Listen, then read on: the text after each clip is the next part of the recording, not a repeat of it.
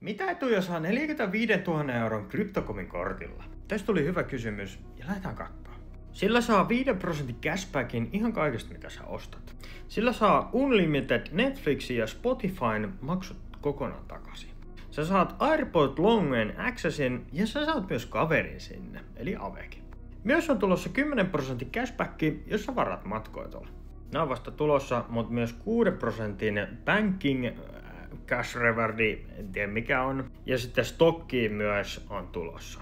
Nämä on siis vasta tulossa. Sitten on myös kryptoihin tulossa pieniä bonuksia ja saat jopa $200 per referral. Tää on oikeasti aika hyvä. Eli eksklusiivinen level uppi. Täällä on esimerkiksi pääset vippinä F1, UFC:hen ja kaikkiin muihinkin eventteihin.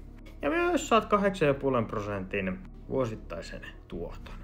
Mutta jos ei ihan paalu riitä siihen, niin on myös tämmönen rupitaso, mikä maksaa 450 euroa, ja silläkin saa jo varsin hyviä etuja. Linkki löytyy tuolta meikäläisen videon kuvauksesta. Tukee samaa mun tekemistä. Toi 45 000 kortti, niin kuulostaahan se hemmetin hyvältä, mutta on se hyvä hintalappu.